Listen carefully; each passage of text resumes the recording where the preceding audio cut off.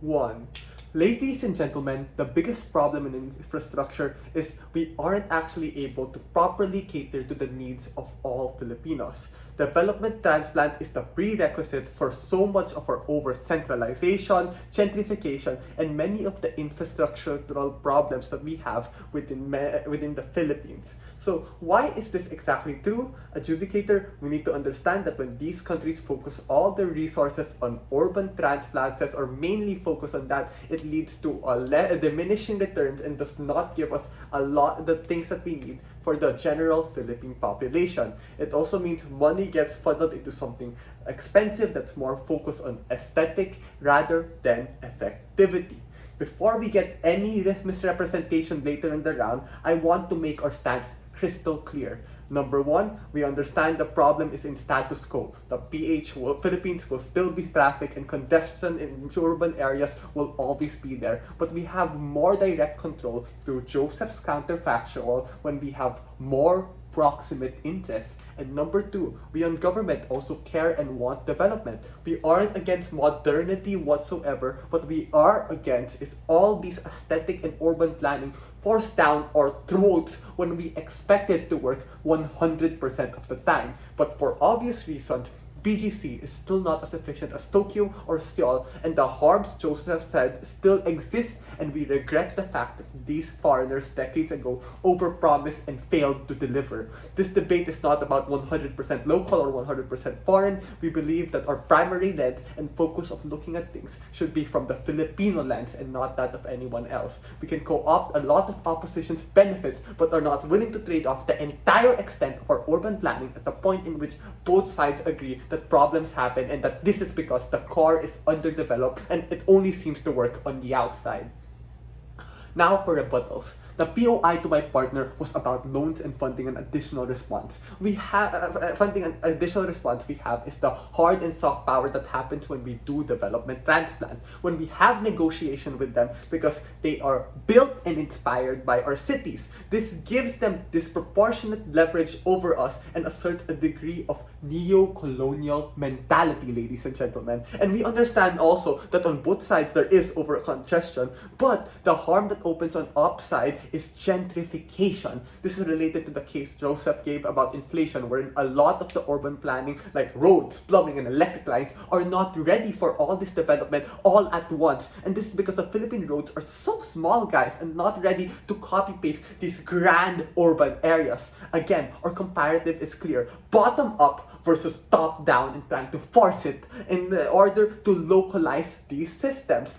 LO assumes that LGUs and national governments do not think, but on both sides we can do it smart. We just have a more proximate degree of control to do it faster and better when we call the shots and not foreign entities whose proximate interest is their own profit incentives. It will be cheaper to do localized planning. LO admits that in order for this to work, you need access to technology and personnel to make it work. As Joseph said in his POI, we have the outside nice, but the inside is not ready yet. Meaning it's not going to not like we have the Koreans or Japanese stuff in there.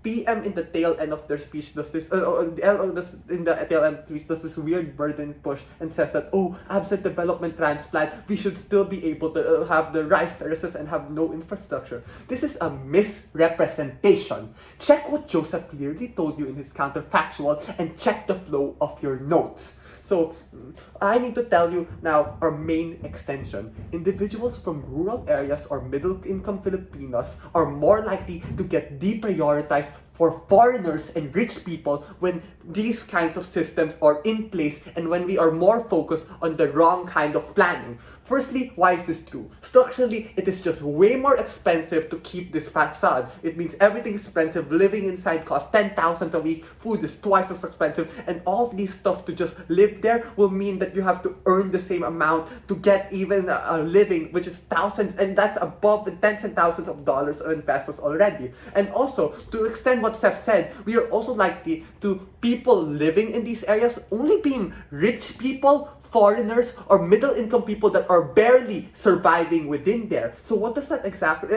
and this means that there's an incentive for mostly the rich people and the people that are foreigners to keep things expensive and keep boxing out others as they are capable to afford it, so they just keep things as is, as it keeps earning income for them. Now, what are the exact impacts of this? Well, it means we spend so much of this money that could have been used for unique Filipino infrastructure for the sake of this false facade. It means that everything is just being spent on these people. It isn't actually unique and allow us to have our own kind of thing. But not only that, that money that I actually spent in going to BGC is not going around the entire Philippines, guys. It's likely to be reallocated back to BGC. Like, if you're actually thinking, non-rural areas have zero ways to actually get spread the money there. What do I mean by that? It means that when you buy from BGC, you're not actually spending for the entire Philippines, you're spending for BGC, and more Filipinos will spend more in that area rather than spread it out to those places that need it a lot more. This is a response to when OO says,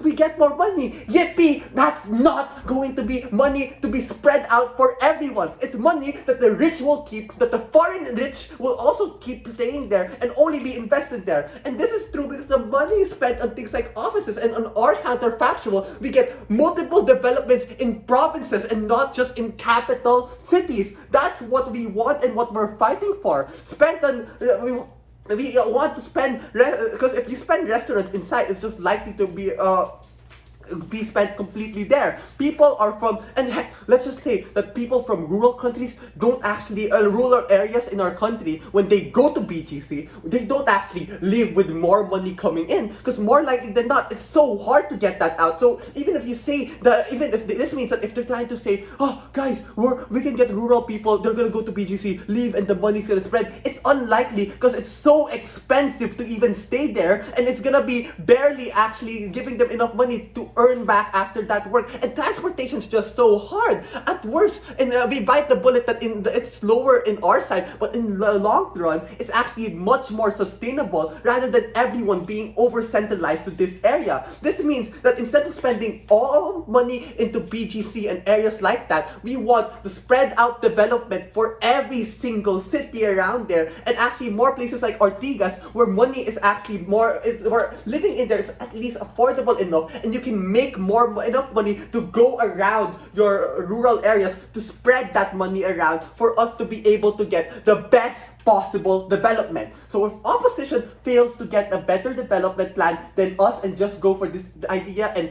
really shallow stuff of, oh, it looks nice and more money in general, no, we want general money to be spread out properly, and that's best in our world. So we have never been more proud to propose this debate. And thank you. Yeah.